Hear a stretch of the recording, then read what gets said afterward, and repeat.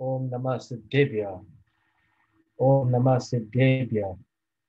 ओम शुद्धात्मने नमः। नमो अरिहंताणं। नमो सिद्धाणं। नमो आयरीयाणं। नमो उवज्झायाणं। नमो लोये सर्वसाहुणम्। सिद्धम सुद्धम पढ़निय चिरिन्दवरनेमिचन्दमकलङ्कम् गुणरयणभूषणोदयं जीवस्य परिवरं वोच्छम्। અંદાજી યશપાલજીએ ગુણસ્થાન વિવેચન પુસ્તક લખ્યું છે, જે ગોમટ સાર અને સતખંડ આગમ ધવલા ટીકા આદિના આધારે છે. એમાં આપણે પેલું મિથ્યાત્વ ગુણસ્થાન જોઈ રહ્યા છે. ગુણસ્થાનની પરિભાષા આપણે જોઈ હતી કે મોહ અને યોગના નિમિત્તથી જીવની શ્રદ્ધા અને ચારિત્ર ગુણની તારતમ્ય રૂપ અર્થાત હિનાદિક અવસ્થાને ગુણસ્થાન કહે છે. એ ગુણસ્થાનની પરિભાષા થઈ. પછી પેલું ગુણસ્થાન આપણે જોયું કે પેલા ગુણસ્થાનની પરિભાષા શું છે, તો કે મિથ્યાત્વ કર્મના નિમિત્તથી જીવની અતત્વ શ્રદ્ધાન ભાવને મિથ્યાત્વ ગુણસ્થાન કહેવામાં આવે છે. તો આપણે મિથ્યાત્વ ગુણસ્થાનની પરિભાષા પણ જોઈ અને 5 પ્રકારના મિથ્યાત્વ જે છે, વિપરીત, સંશય, અજ્ઞાન આદિ, એની પણ વાત કરી. પછી ક્રિયાવાદી, અક્રિયાવાદી, અજ્ઞાનવાદી, વૈનયિક ને 4 ભેદ છે મિથ્યાત્વના, એ પણ જોયું. મિથ્યાત્વના એક ગ્રહિત અને અગ્રહિત ભેદ છે, એ પણ જોયું. અને બીજું શાસ્ત્રમાં એવું કથન આવે છે કે મિથ્યાત્વના 363 મતભેદ છે.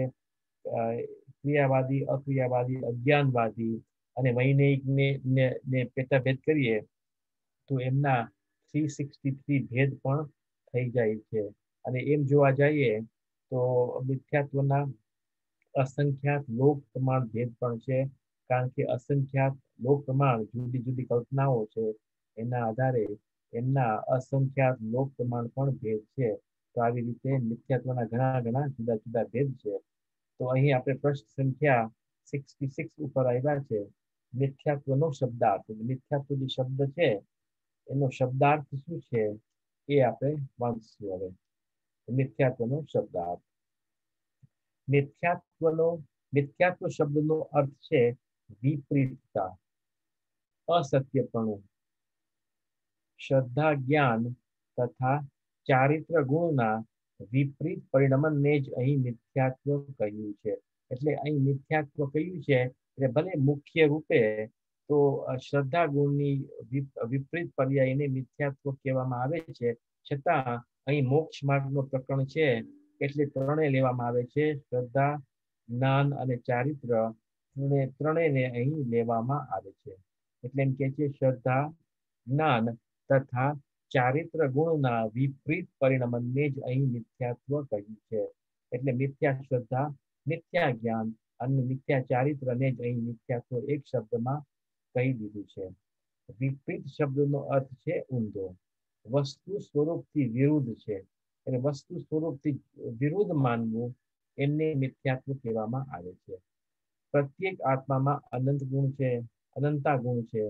તેમાંથી મોક્ષ માર્ગમાં શ્રદ્ધા, જ્ઞાન તથા ચારિત્ર આ 3 ગુણ જ મુખ્ય માનવામાં આવે છે. મોક્ષ માર્ગમાં તો જ્યારે જીવ મિથ્યાત્વમાંથી સમ્યક દ્રષ્ટિ થાય છે તો એમના સમસ્ત ગુણ સમ્યક રૂપે પરિણમે છે. પણ મોક્ષ માર્ગમાં 3 મુખ્ય ગુણ લેવામાં આવે છે. એક તો શ્રદ્ધા, એક જ્ઞાન અને ચારિત્ર. કારણ કે આ 3 ગુણની એકતા જ મોક્ષ માર્ગ છે, એટલે આમની મુખ્યતા છે. છતાં પણ અન્ય ગુણ પણ સમ્યક રૂપે પરિણમે છે, છતાં મુખ્યતા આ 3 ગુણની છે. કારણ કે મોક્ષ માર્ગ આ 3 ગુણની એકતાને જ મોક્ષ માર્ગ કહેવામાં આવે છે. જેમ કે તત્વસૂત્રમાં સૂત્રો છે, શ્રદ્ધાનામ સમ્યક દર્શન સમ્યક જ્ઞાન ચારિત્રાણી મોક્ષ માર્ગ. કારણ કે આમાં જ સમ્યકપણું થવાથી મોક્ષ માર્ગ પ્રગટ થાય છે. અને આના જ વિપરીત પરિણમનથી અજ્ઞાનીને અનાદિકાળથી સંસાર માર્ગ વર્તી રહ્યો છે. એમ કે છે કે જ્યારે જીવ અનાદિથી મિથ્યા દ્રષ્ટિ છે અને એમનું યથાર્થ તત્વાક્ષરદાન થાય તો એ સમ્યક દ્રષ્ટિ થાય છે, પણ અનાદિકાળથી એમનું વિપરીત પરિણમન એટલે વિપરીત માન્યતા અનાદિકાળથી ચાલુ છે. આગળ જ્યાં એક જ અર્થાત શ્રદ્ધા ગુણનું સમ્યક પરિણમન થયું, ત્યાં જ અન્ય બંને જ્ઞાન ચારિત્ર ગુણોનું તથા અનંત ગુણોનું પણ નિયમથી સમ્યક જ પરિણમન થઈ જાય છે. એક શ્રદ્ધા ગુણ સમ્યક રૂપે પરિણમે છે, ત્યાં જ્ઞાન પણ સમ્યક થાય છે, ચારિત્ર પણ સમ્યક થાય છે, અને બીજા જે અનંત ગુણ છે એ પણ સમ્યક રૂપે પરિણમન થાય છે. ઘણી ઠેકાણે મુખ્યતઃ શ્રદ્ધા ગુણથી થાય છે, જેમ કે તત્વાર્થ સૂત્રમાં સમ્યક દર્શન જ્ઞાન ચારિત્રાણી મોક્ષ માર્ગ એમ કે છે ઉમા સ્વામી. એટલે પેલા ગુણ લીધો શ્રદ્ધાનો ગુણ, પછી એના પછી જ્ઞાન અને પછી ચારિત્ર. અને તમે સમયસારમાં જોશો 17-18મી ગાથામાં જોશો તો ત્યાં જ્ઞાનની મુખ્યતાથી વાત કરે છે. એટલે જ્ઞાન સમ્યક પરિણમન થાય છે તો બીજા ગુણો પણ સમ્યક પરિણમન થાય છે. એટલે જ ત્યાં છે દ્રષ્ટાંતમાં પેલા તો જેમ રાજાને જાણે છે, પછી એની સેવા કરે છે, પછી એનું અનુસરણ કરે છે, એવી જ રીતે પેલા તો જીનરાજને જાણ, પછી એનું અનુસરણ કર. એવી રીતે આ બે પદ્ધતિ શાસ્ત્રોમાં છે. આ ભાવને મોક્ષ માર્ગ પ્રકાશક ગ્રંથના 7મા અધ્યાયના મંગલાચરણમાં સ્પષ્ટ કર્યું છે, જે આ પ્રકારે છે. મોક્ષ માર્ગ પ્રકાશક ટોડરમલજી સાહેબે લખ્યું છે. એમનું જે 7મો અધ્યાય છે, જે ગુરુદેવને ખૂબ પ્રિય હતો, તેમનું મંગલાચરણ આ પ્રકારે છે. ઈસ ભવતરુકા મૂલ જાનહુ મિથ્યા ભાવ, તાકો કરી નિર્મૂલય કરીએ મોક્ષ ઉપાવ. ઈસ ભવતરુકા મૂલ એક, આ ભવરૂપ સંસાર છે એનું મૂળ એક જ છે, જાનહુ મિથ્યા ભાવ. મિથ્યા ભાવ છે એ જ આ સંસારનું મૂળ કારણ છે. તાકો કરી નિર્મલ અબ, એને નિર્મળ કરવા માટે શું કરશું? તો કરીએ મોક્ષ ઉપાવ, એટલે મોક્ષ માર્ગનો ઉપાય કરશું, મોક્ષનો ઉપાય કરશું તો મિથ્યા ભાવ ટળી જાય છે, એવો આનો અર્થ છે. ઈતર નિર્મળ નથી, નિર્મૂલ છે. નિર્મૂળ, હા નિર્મૂળ છે, બરાબર છે. એટલે મિથ્યાત્વ નિર્મૂલ કરવું હોય, હા બરાબર છે. એટલે તાકો કરી નિર્મૂલ અબ, એટલે મિથ્યાત્વ ભાવનો નાશ કરવો, એટલે એમને નિર્મૂળ કરી નાખવો, એમના મિથ્યા આપી નાખવા. બરાબર છે વાત. તો આ દોહામાં પ્રત્યુક્ત મિથ્યાત્વ ભાવ શબ્દ મિથ્યાત્વના જ અર્થમાં આવ્યો છે, કે શ્રદ્ધા જ્ઞાન ચારિત્ર ત્રણેય ગુણોની વિપરીતતાને પ્રકાશિત કરે છે.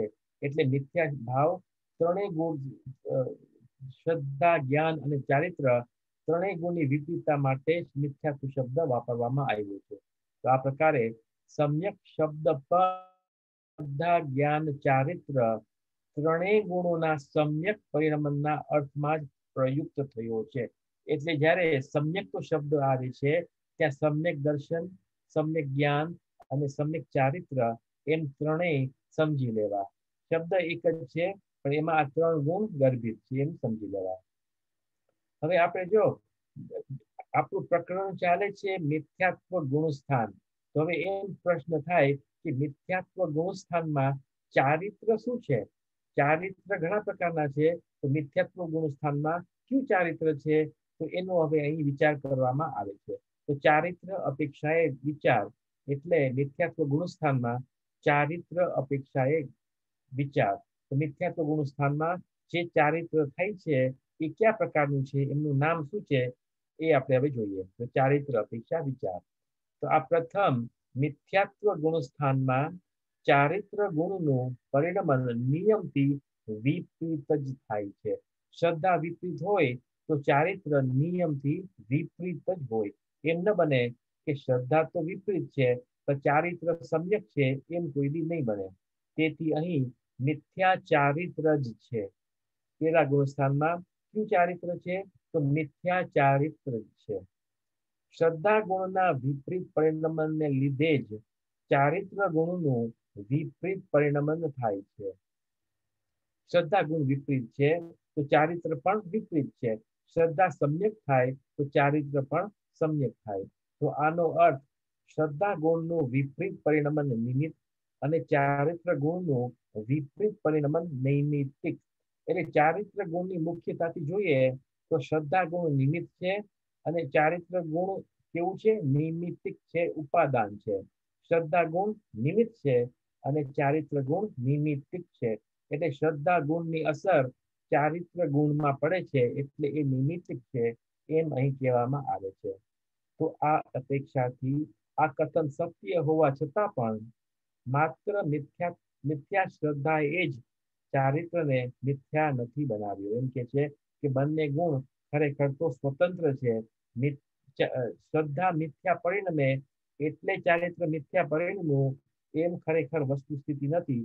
નિશ્ચય નહીંથી વસ્તુસ્થિતિ એમ છે કે શ્રદ્ધા ગુણ એની મેતે પરિણમે છે અને ચારિત્ર ગુણ એમની મેતે પરિણમે છે. છતાં બંને ગુણોમાં નિમિત્ત નૈમિત્તિક સંબંધ હોય છે. એક સમ્યક થાય અને બીજો મિથ્યા રહે એમ કોઈ દી ન બને. એમ અહીં આશય સમજાવવાનું છે. આગળ મિથ્યા ચારિત્રના પરિણમનમાં ઉપાદાન કારણ ચારિત્ર ગુણની આપણી પોતાની તત્સમયની યોગ્યતા પણ તેવી જ હોય છે. એટલે બંને ગુણની તત્સમયની યોગ્યતા પોતપોતાની છે. એટલે ચારિત્ર ગુણ પોતે પોતા રૂપે પરિણમે છે, સ્વતંત્ર પરિણમે છે અને શ્રદ્ધા ગુણ પણ પોતે સ્વતંત્ર પરિણમે છે. બંનેમાં સુમેળ છે. બંનેમાં સુમેળ છે. તો અહીં પણ એક દ્રવ્યમાં જ જે અનંત ગુણ છે એમાં પણ નિમિત્ત નૈમિત્તિક સંબંધ બતાવવામાં આવે છે.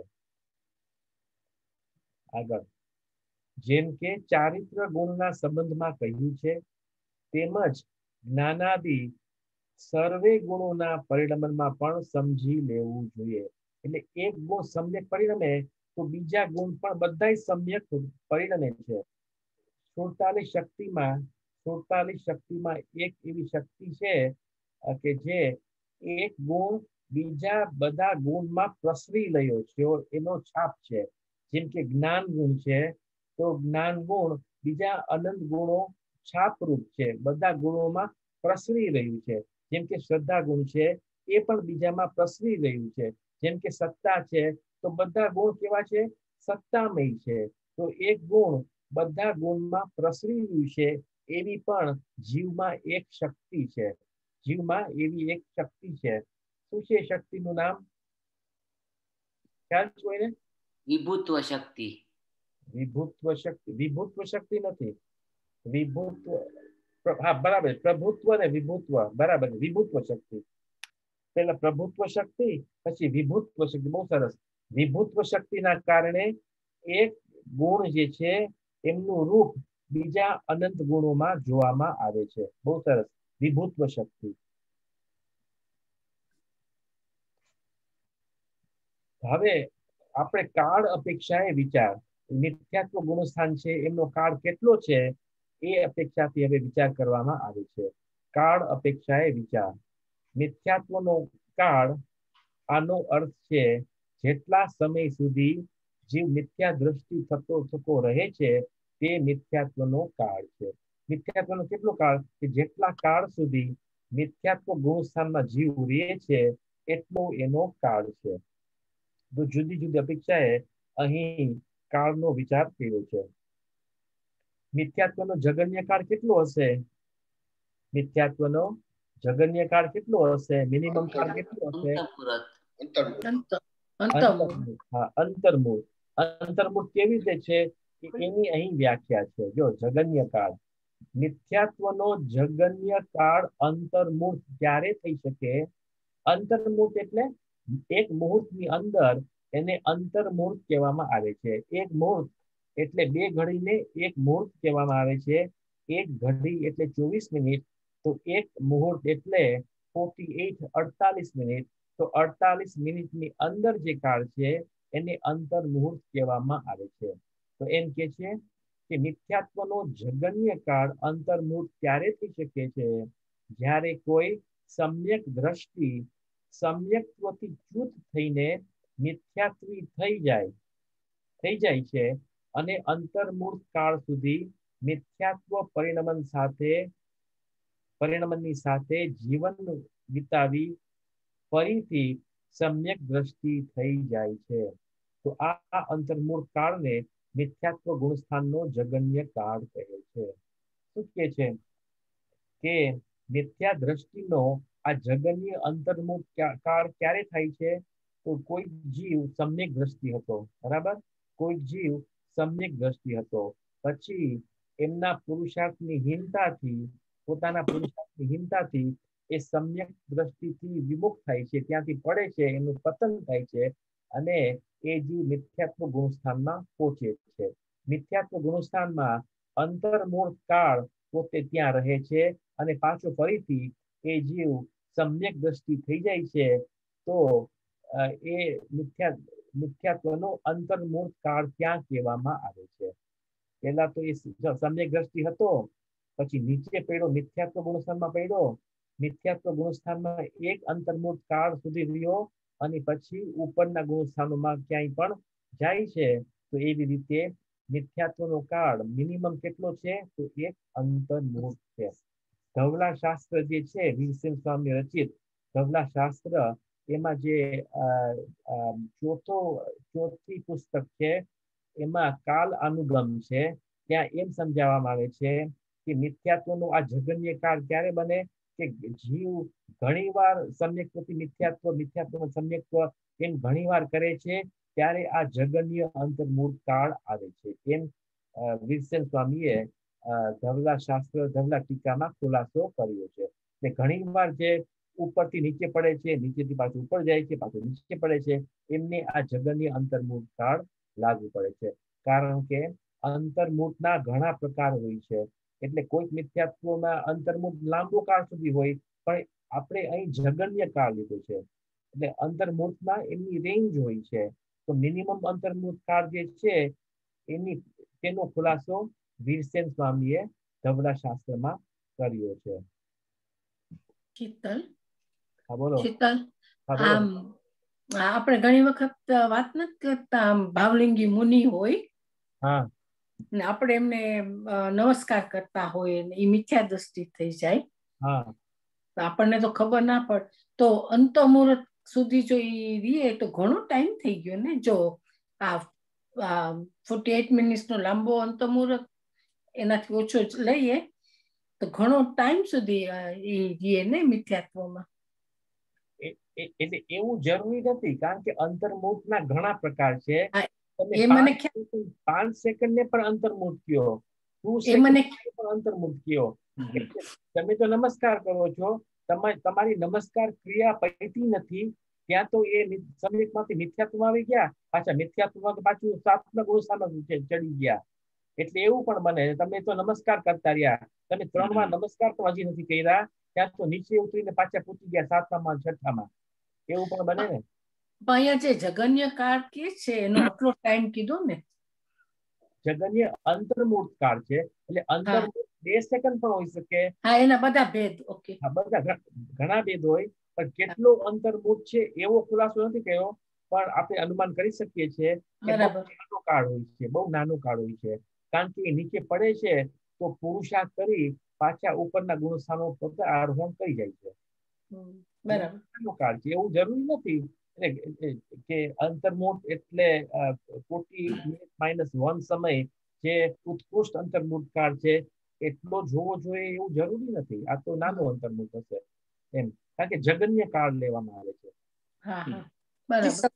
સૌથી નાનો છે એટલે જે મિનિમમ અંતર્મૂળ કાળ છે એ જગન્ય છે. ઇટ સ્ટાર્ટ્સ વિથ જગન્ય. 1 આવલી પ્લસ 1 સમય, 1 આવલી પ્લસ 1 સમય એ જગન્ય અંતર્મૂળ કાળ છે. એટલે 1 સેકન્ડમાં સંખ્યાત કોડી આવલી વીતી જાય છે. 1 સેકન્ડમાં કેટલી આવલી હોય છે? સંખ્યાત કોડી આવલી હોય છે. એટલે એ મિનિમમ અંતર્મૂળ છે. એ મેક્સિમમ અંતર્મૂળ છે 1 મુહૂર્ત -1 સમય એ મેક્સિમમ હોય છે, અને એની જે રેન્જ હોય છે એ મધ્યમ અંતર્મૂળ કહેવામાં આવે છે.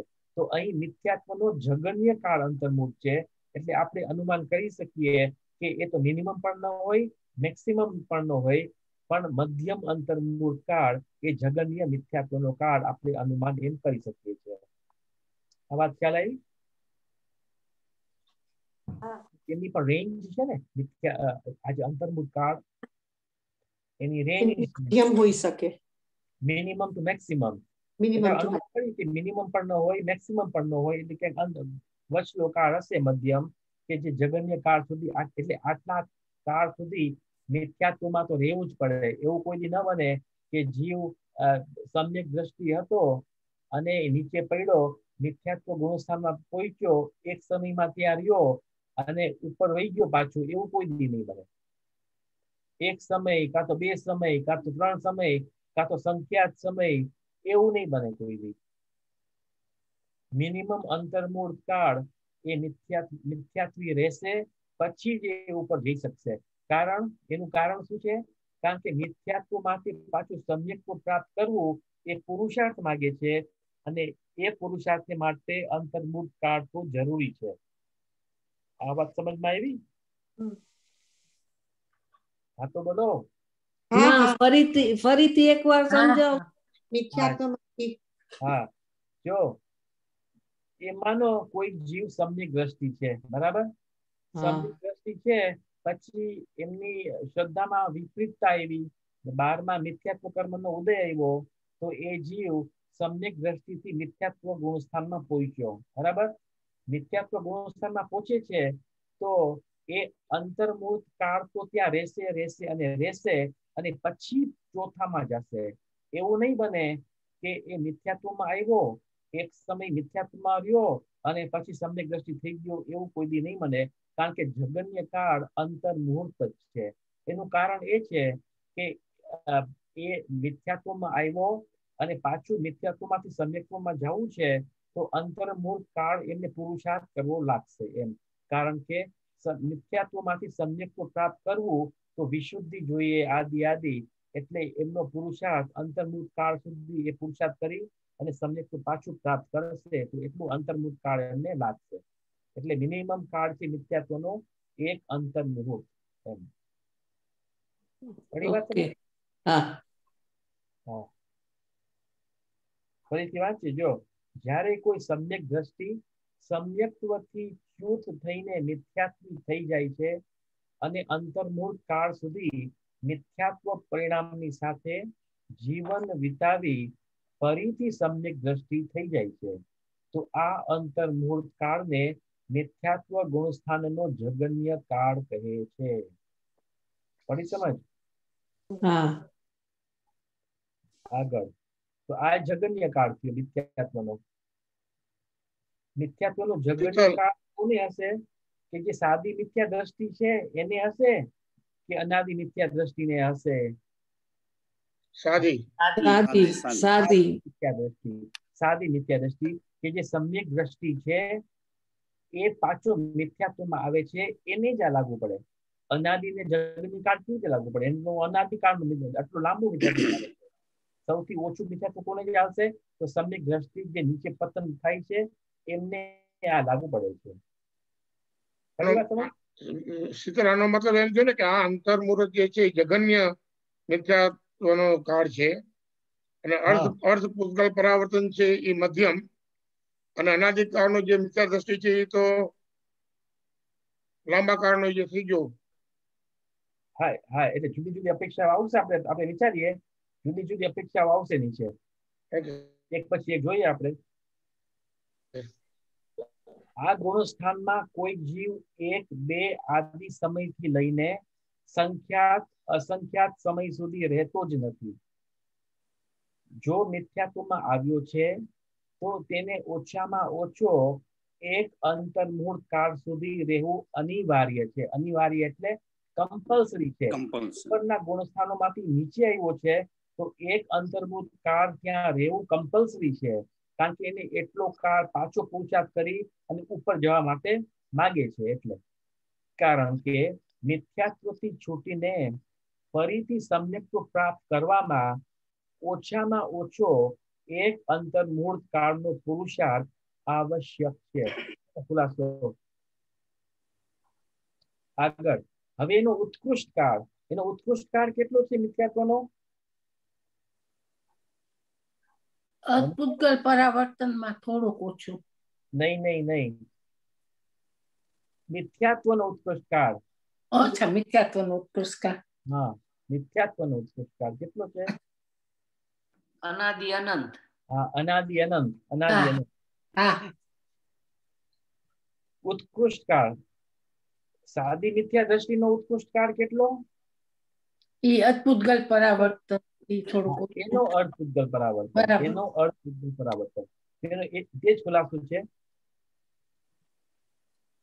ઉત્કૃષ્ટ કાળ સાદી મિથ્યા દ્રષ્ટિની અપેક્ષાએ જો મિથ્યાત્વ ગુણસ્થાનના ઉત્કૃષ્ટ કાળનો વિચાર કરીએ તો મિથ્યાત્વ ગુણસ્થાનનો ઉત્કૃષ્ટ કાળ કિંચિત ન્યૂન અર્ધપૂતગલ પરાવર્તન માત્ર છે. શું કે છે કે કોઈ જીવ અનાદિકાળથી મિથ્યા દ્રષ્ટિ હતો, પછી એમને પુરુષાર્થ કરી પોતે સમ્યક દ્રષ્ટિ થયો. બરાબર, સમ્યક દ્રષ્ટિ થયો અને પછી ત્યાંથી પતન થઈ અને પાછો મિથ્યા દ્રષ્ટિ થઈ ગયો. તો હવે મિથ્યા દ્રષ્ટિ કેટલા કાળ સુધી, મેક્સિમમ ટાઈમ સુધી રહેશે? તો એમ કે છે કે અર્ધપૂતગલ પરાવર્તન સુધી એ મિથ્યાત્વમાં રહી શકે. તો એમ માની લ્યો કે એમને અર્ધપૂતગલ પરાવર્તન સુધી એ મિથ્યાત્વ કાળમાં રહ્યો. બરાબર, પણ એક અર્ધપૂતગલ પરાવર્તન ની એક અંતર્મુહૂર્ત પહેલા શું કરે છે? ફરીથી એક અર્ધપૂતગલ પરાવર્તન કાળ છે, એમનું એક અંતર્મુહૂર્ત પહેલા એ શું કરે છે? તો એ સમ્યક દ્રષ્ટિ થઈ જાય છે, મુનિપણું લે છે, હજારો વાર છઠ્ઠા સાતમા ગુણસ્થાનમાં ઝૂલે છે, ચપક શ્રેણી માંડી અને કેવળ જ્ઞાન થઈ જાય છે અને સિદ્ધ ભગવાન તરત જ થઈ જાય છે. આ એનો અર્થ છે. તો આ મેક્સિમમ ટાઈમ છે. આનો ખુલાસો પણ ધવલા જ્યોતિ પુસ્તકમાં આવી રીતે આવ્યો છે કે એમનું અર્ધપૂતગલ પરાવર્તન -1 અંતર્મુહૂર્તમાં ઘણી બધી પ્રક્રિયાઓ પોતે કરી લે છે આવી રીતે. તો એમનો મેક્સિમમ અર્ધપૂતગલ પરાવર્તન કાળ થઈ જાય છે. આ વાત સમજમાં આવી કે નહીં? અર્ધપૂતગલ પરાવર્તન કાળમાં કેટલા સાગર હોય? અર્ધપૂતગલ પરાવર્તનમાં કેટલા સાગર હોય? અરે બોલો. અનંત સાગર. હા, અસંખ્ય. હે, અસંખ્ય સાગર. અસંખ્ય નહીં, અનંત સાગર. અનંત સાગર એટલે જો વન પૂતગલ પરાવર્તનના તમે અનંત ટુકડા કરો. કલ્પના થયો, એક પૂતગલ પરાવર્તનનો તમે અનંત ટુકડા કરો. એક ટુકડો લ્યો તમે, અનંત બહુભાગ બાકી છે, એક ટુકડો લ્યો તો એ એક ટુકડામાં અનંત સાગર આવે છે. આ વાત ખ્યાલમાં આવે છે કે નહીં? એક પૂતગલ પરાવર્તનના અનંત ટુકડા કરો, એક ટુકડામાં અનંત સાગર. વિચાર તો કરો, વન સાગર તમે માફ કરવા જશો તો પણ બુદ્ધિ કામ નથી કરવાની. તો આ કેટલો થયો? અનંત સાગર કાળ મેક્સિમમ છે. ને ત્રસ જીવની ઉત્કૃષ્ટ સ્થિતિ કેટલી છે? 2000 સાગર. તો આ જીવ ક્યાં રહ્યો હશે? બીજો કાળ ક્યાં રહ્યો હશે? નિગોદમાં રહ્યો હશે. કેટલો કાળ સુધી? આટલો કાળ નિગોદમાં રહ્યો હશે. વિચાર કરો. આવું કરવું છે કે જટ મોક્ષ લઈ જવું છે? આપણે 2-4 ભાવમાં શું કરવું છે? જટ નિગોદમાં ન જવું હોય તો એકવાર પુરુષાર્થ કર્યો હોય તો એ પુરુષાર્થ જાળવી મુનિપણું લઈને સીધું કેવળના ચપકની માંડી અને ભગવાન થઈ જવું, એ જ સાચો ઉપાય છે. અર્ધપૂતગલ પરાવર્તન લાંબો કાળ નથી ગામો, કારણ કે એમાં તો નરક નિગોદના પણ કેટલા ભાવો નીકળ્યા છે. અર્ધપૂતગલ પરાવર્તનમાં શપક શ્રેણી ને બધી તમે કીધું ને, માંડવી થી સિદ્ધ સુધી જઈ શકે. તો પાછો પ્રશ્ન શું તમારો? અર્ધપૂતગલ પરાવર્તનમાં જે શ્રેણી માંડે એ શપક શ્રેણી થી સિદ્ધ ગતિ પામે ને? હા, બરાબર છે. એટલે જે આ અર્ધપૂતગલ પરાવર્તન છે એ મેક્સિમમ મિથ્યાત્વનો કાળ છે. એટલે એટલો કાળ વીતી એ પછી બધું કરી લેશે એમ. પછી બધું કરવું. હા, પછી બધું કરી લેશે. કારણ કે આ મેક્સિમમ મિથ્યાત્વ એટલે છે ને શબ્દ અહીંયા કિંચિત ન્યૂન અર્ધ પૂતગલ પરાવર્તન. કિંચિત ન્યૂન એટલે અર્ધ પૂતગલ પરાવર્તન થી થોડો ઓછો, તો આટલો કાળમાં આ બધું કરી લેશે એમ. Okay. Right? Yeah. કિંચિત ન્યૂન અર્ધ પૂતગલ પરાવર્તન માત્ર છે. જ્યારે કિંચિત ન્યૂન અર્ધ પૂતગલ પરાવર્તન કાળમાંથી, એટલે આ તો કોક ને હોય, એમ નહીં સમજતા કે બધાને હોય, કોક જીવોને હોય કે જે મિથ્યા દ્રષ્ટિ થઈ ગયા એટલે અર્ધ પૂતગલ પરાવર્તન થી કિંચિત ન્યૂન કાળ મિથ્યાત્વમાં જ ગાયડો અને પછી સમ્યક આદિ પ્રાપ્ત કરીને સિદ્ધ ભગવાન થઈ ગયા, એવા કોક જ હોય. બાકી મોટા ભાગના જીવો તો કેવા હોય, સમ્યક દ્રષ્ટિ થયા અને 15 ભવમાં તો બધા મોક્ષી ચાલ્યા જાય એવા. જ્યારે કિંચિત ન્યૂન અર્ધ પૂતગલ પરાવર્તનમાંથી માત્ર અંતર્મુખ કાળ શેષ રહી જાય છે, ત્યારે આ જીવ ફરી પુરુષાર્થ કરી સમ્યક્ત્વ અને સંયમને યુગપદ ધારણ કરી. એટલે શું કરે છે? જો એ જીવ સમ્યક્ત્વમાંથી મિથ્યાત્વમાં આવ્યો, અર્ધ પૂતગલ પરાવર્તન ત્યાં રહ્યો, પછી શું કરે છે?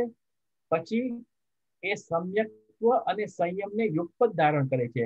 એટલે સમ્યક દર્શન સહિત એ 7મા ગુણસ્થાનમાં જાય છે. એટલે સમ્યક દર્શન અને સંયમને સાથે ધારણ કરે છે. આનો ખ્યાલ આવ્યો કે નહીં? એટલે એ મિથ્યા દ્રષ્ટિ હતો અને પછી શું કર્યું એને? એટલો કર્યો કે મિથ્યાત્વમાંથી સીધો 7મા ગુણસ્થાનમાં ગયો અને મુનિપણું ધારણ કરી લીધું. એવા જીવની વાત છે. કારણ કે તરત મોક્ષે મોકલવો છે ને, એટલે આપણે એને તરત મોક્ષે મોકલશું તો એનો મિથ્યાત્વ કાળ વધારે લાંબો થશે. એટલે મેક્સિમમ જોઈએ છે ને, મેક્સિમમ મિથ્યાત્વ કાળ આપણે જોઈએ છીએ. એટલે એમની છેલ્લી જિંદગીમાં તરત મોક્ષ મોકલવો છે એમ. એટલે એમ કે છે કે સમ્યક્ત્વ અને સંયમને યુગપદ ધારણ કરીને, યુગપદ એટલે એકી સાથે ધારણ કરીને શ્રેણી માંડી કેવળ જ્ઞાન પ્રાપ્ત કરી સિદ્ધ ભગવાન થઈ જાય છે. એને અર્યંતમાં એટલે એમને અર્યંત દશામાં પણ જાજો કાળ નથી રોકાવો, એમને તો અર્યંત થતા જ સિદ્ધ ભગવાનમાં પહોંચી દેવા છે એમ. તો અહીં આ તીર્થંકર આવો જીવ હોય કે ના હોઈ શકે? આવો તીર્થંકર જીવ હોઈ શકે કે ના હોઈ શકે? ન હોઈ શકે. હોઈ શકે. કેમ ન હોઈ શકે? કારણ કે તીર્થંકર ને આ મિનિમમ કાળ ન હોય કે ભગવાન થઈ ગયા, 13મું ગુણસ્થાન આવ્યું પછી તરત જ 14મું ગુણસ્થાન આવ્યું ને સિદ્ધ ભગવાન થઈ ગયા, એવું ન બને. તીર્થંકર એવું ન બને. એમનો મિનિમમ કાળ હોય છે 6 મહિના કેવું કંઈક હોય છે શાસ્ત્રમાં. એમનો મિનિમમ એટલો કાળ હોય છે. એમને 13મા ગુણસ્થાનમાં એટલું કાળ લેવું જ પડે છે. પણ અહીં આપણે શું કરવું છે? એમને સિદ્ધ ભગવાન જલ્દી પહોંચાડી દેવા છે, કારણ કે આપણે એમનો મિથ્યાત્વ કાળ મેક્સિમમ એટલા માટે. તો આવો નિયમ છે. હવે આગળ આપણે મેક્સિમમ ટાઈમ જોયો અને મિનિમમ ટાઈમ જોયો. હવે મધ્યમ કાળ. મિથ્યાત્વ ગુણસ્થાનનો યથા યોગ્ય જગન્ય કાળ અંતર્મુહૂર્તમાં એક સમય, 2, 3, 4 આદિ સમય મળીને અનેક ભેદ થઈ શકે છે. એટલે મિથ્યાત્વ ગુણસ્થાન આપણે જોયું તો મિનિમમ ટાઈમ કેટલો છે? એક અંતર્મુહૂર્ત છે. પછી એક અંતર્મુહૂર્ત પ્લસ 1 સમય એ શું થઈ જાય છે? એનો મધ્યમ કાળ થઈ જાય છે. મધ્યમ કાળ થઈ જાય છે. કારણ કે મિનિમમ જે સમય છે એ એક જ પ્રકારનો છે, મેક્સિમમ છે એ પણ એક જ પ્રકારનો છે, વચલા જે મધ્યમ ભેદ છે એ અનેક પ્રકારના છે. આ વાત સમજમાં આવે છે કે નહીં? એટલે કે જે અંતર્મુહૂર્તમાં એક સમય, 2, 3, 4 આદિ સમય મળીને અનેક ભેદ થઈ શકે છે. પછી 2, 3, 4 અંતર્મુહૂર્ત અને તેમાં પણ 1, 2 આદિ સમય મળીને મધ્યમ કાળના અનેક પ્રકાર થઈ શકે છે. ઉત્કૃષ્ટ મધ્યમ કાળ કેટલો છે? ઉત્કૃષ્ટ મધ્યમ કાળ કેટલો?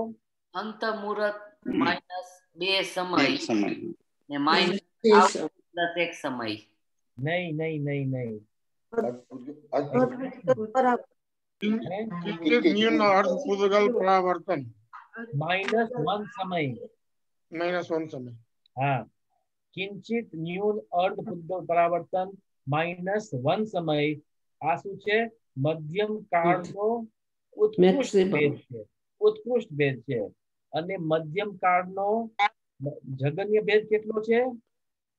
એક અંતર્મુખ +1 સમય. હા, બહુ સરસ. એક અંતર્મુખ +1 સમય એ મધ્યમનો જગન્ય ભેદ છે, ને ઓલો ઉત્કૃષ્ટ ભેદ હતો. હા, એવી રીતે. એટલે આવી રીતે મળીને મધ્યમ કાળના અનેક પ્રકાર થઈ શકે છે. શીતલ, હા બોલો. એક અંતર્મુહૂર્ત +1 સમય મધ્યમનો થયો? આ મધ્યમનો થયો ને, મધ્યમનો જગન્ય ભેદ થયો. ઓહો, ઓકે. ઓકે. તો આ રીતે કિંચિત ન્યૂન અર્ધ ઉદ્ગલ પરાવર્તન કાળ સુધી જેટલા પણ કાળના ભેદ થઈ શકે છે તે સર્વ મિથ્યાત્વ ગુણસ્થાનના મધ્યમ કાળના ભેદ સમજવા જોઈએ. બરાબર? હવે મિથ્યાત્વનો અનાદિ અનંત કાળ, મિથ્યાત્વનો અનાદિ અનંત કાળ. મિથ્યાત્વનો આપણે જોઈએ ને 3 કાળ તો જોયા. એક તો મિનિમમ, પછી શું જોયું આપણે? મેક્સિમમ, એટલે સાદી મિથ્યા દ્રષ્ટિ જીવની અપેક્ષા મેક્સિમમ. પછી મધ્યમ કાળ જોયો. હવે અનાદિ અનંત કાળ.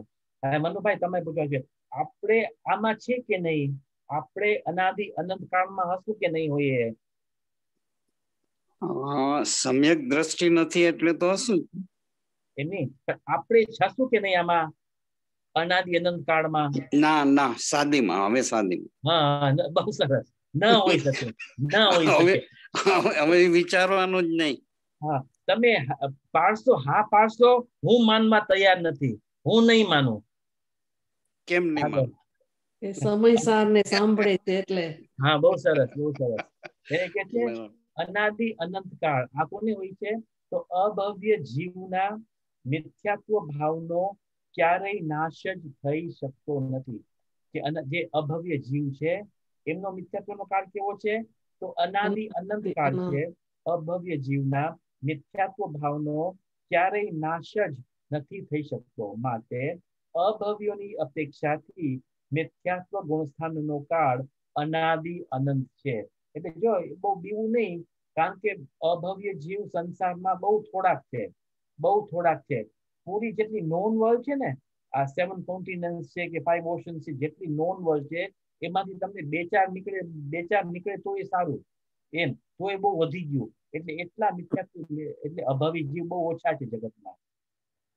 એટલે હું અભવી છું કે નહીં એવી તો શંકા, મુમુક્ષુની તો શંકા જ ન હોવી જોઈએ, પણ એમની માત્રા બહુ ઓછી છે.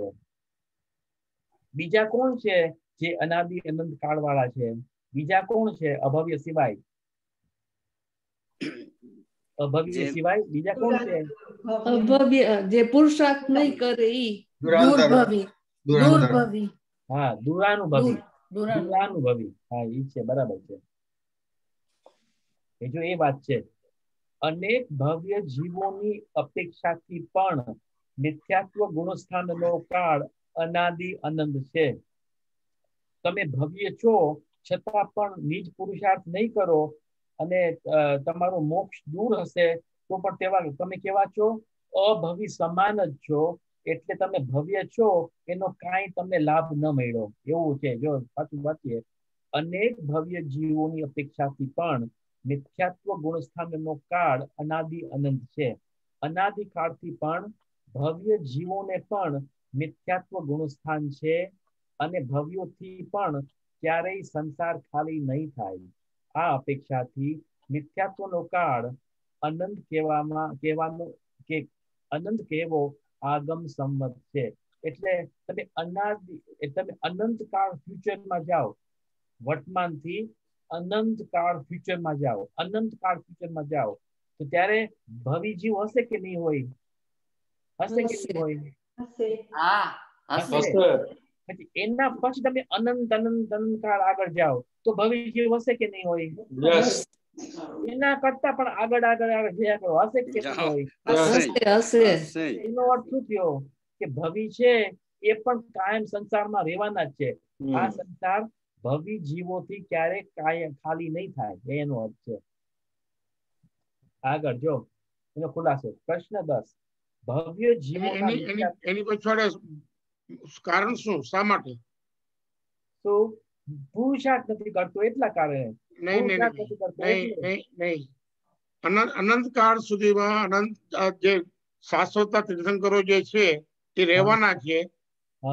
બરાબર, શાશ્વત તીર્થંકરો જે છે રહેવાના છે, તો સામે ભવિ જીવો પણ હોવા જ જોઈએ, નહીં તો બોધ કોને દેશે? હા, એટલે આપણે એમની રાહ જોવા બેસી જાય એમ. આપણે કહે છે મહાવીર ક્ષેત્રમાં સદાકાળ તીર્થંકરો બિરાજમાન છે, તો એની વાણી અફર તો ન જાય ને, અને અફર ના જાય એટલે કે ભવિ જીવ તો હોવા જ જોઈએ ત્યાં. તો આપણે એની રાહ જોવું એટલે ક્યારે પણ ભવિ જીવો સંસારમાંથી ખાલી નહીં થાય. હા, બરાબર છે, પણ આપણે એની રાહ જોવાની નથી. એટલે કહેવાનો મતલબ એ રાહ જોવાની વાત નથી કરતો હું તને. હું તો એમ કઉ છું કે એનું મેઇન કારણ કે અનંતકાળ સુધી આપણો ધર્મ, જૈન ધર્મ છે, રહેવાનો જ છે. એટલે એ દ્રષ્ટિએ ભવિ જીવ પણ અનંતકાળ રહેવાના છે. હા, બરાબર છે, બરાબર છે. સમોસામાં કોઈ નહીં હોય એમ નહીં, પણ તીર્થંકર થયા અનંત કાળ પછી તીર્થંકર થયા, એ પણ વર્તમાનમાં ભવિ છે ને. હા, એ વર્તમાનનો ભવિ છે, પણ ભવિ હોવા છતાંય તીર્થંકરની વાણી અફર ન જાય. તો એ અફર ન જાય ક્યારે કહી શકીએ? કે જયારે સામે ભવિ જીવનારા ભવિ જેવો હાજર હશે. બરાબર છે, બરાબર છે.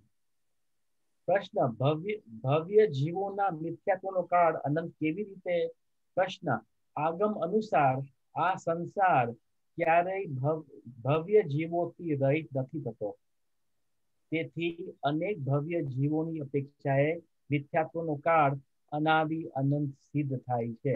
એટલે જો શાસ્ત્રમાં એવું પણ છે કથન કે જે આ નિત્ય નિગોદ છે ને, નિત્ય નિગોદ એટલે કે અત્યાર સુધી જીવ નિગોદમાં જ પડ્યા છે, અને અનંત કાળ પછી જે નિગોદમાંથી કોઈ દી બહાર થવાના નથી, એ બધા જીવ અભવ્ય હશે કે ભવ્ય હશે? બધા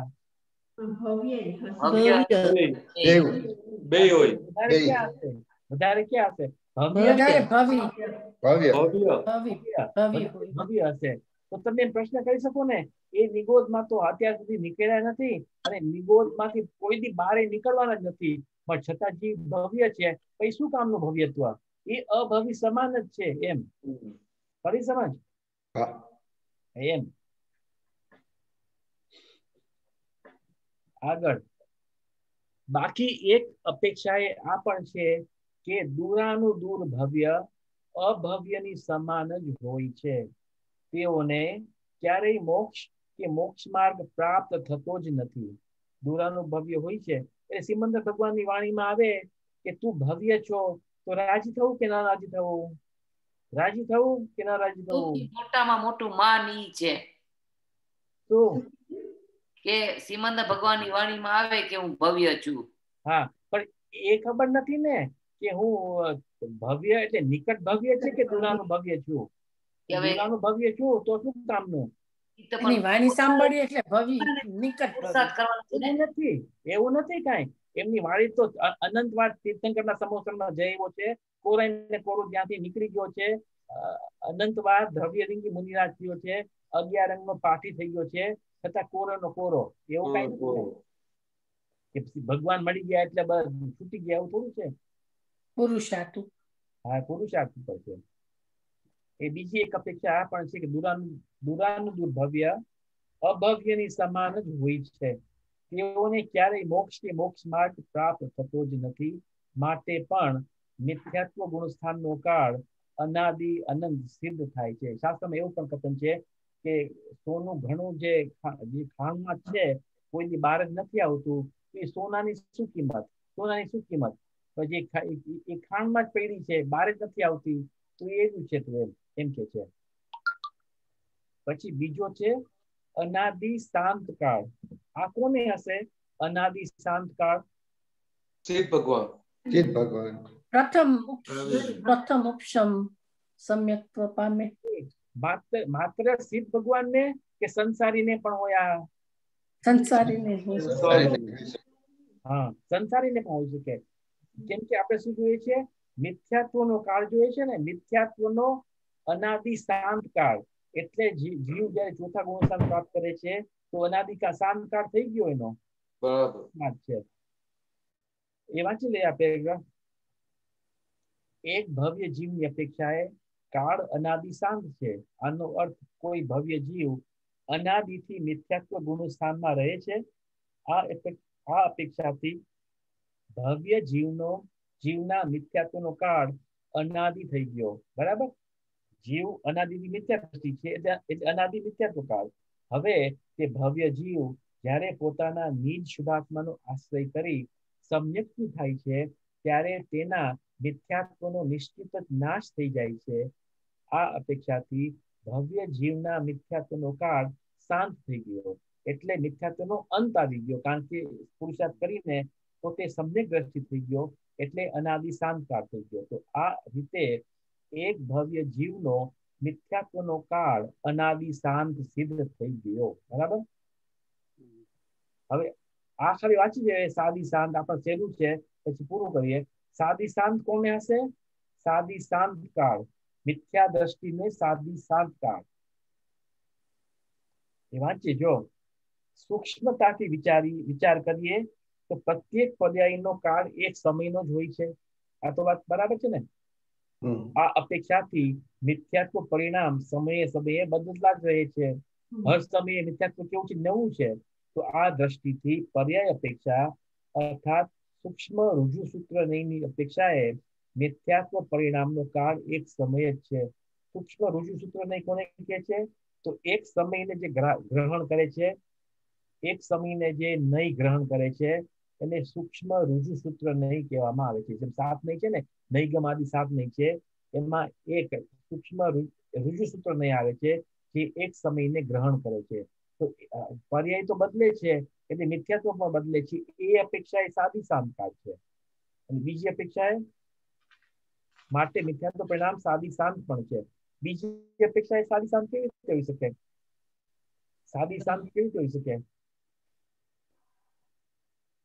એક તો જોયું રુજુસૂત્ર નયની અપેક્ષા. બીજી અપેક્ષા મિથ્યા દ્રષ્ટિ નું સાદી શાંત કાળ કેવી રીતે હોઈ શકે કે ન હોઈ શકે? છાયિક સમ્યક દર્શન થતા, હે છાયિક સમ્યક દર્શન પ્રગટ થતા એ સાદી શાંત થાય. એટલે જો એમનો મિથ્યાત્વનો બિગિનિંગ થઈ ગયો. ક્યારે? સમ્યક દ્રષ્ટિ મિથ્યા દ્રષ્ટિ થઈ ગયો તો એ મિથ્યા દ્રષ્ટિ મિથ્યાત્વ ગુણસ્થાનમાં આવ્યો તો એ મિથ્યાત્વનો સાદી થઈ ગયો કાળ. થઈ ગયો ને સાદી. પછી એ પાછો સમ્યક દ્રષ્ટિ થઈ ગયો તો મિથ્યાત્વનો અંત થઈ ગયો તો એનો સાદી શાંત કાળ થયો. જરૂર નથી કે સાહિક સમ્યક દ્રષ્ટિ થાય તો જ થાય, એવું જરૂરી નથી. શોક્ષમ થાય તો પણ સાદી શાંત કાળ છે. તો એવી રીતે આપણે એમની છ અપેક્ષાથી કાળ સંબંધી વિચાર કર્યો. કોઈને પ્રશ્ન ન હોય તો આપણે ટાઈમ પણ થઈ ગયો છે તો આપણે પૂરું કરીએ અહીંયા.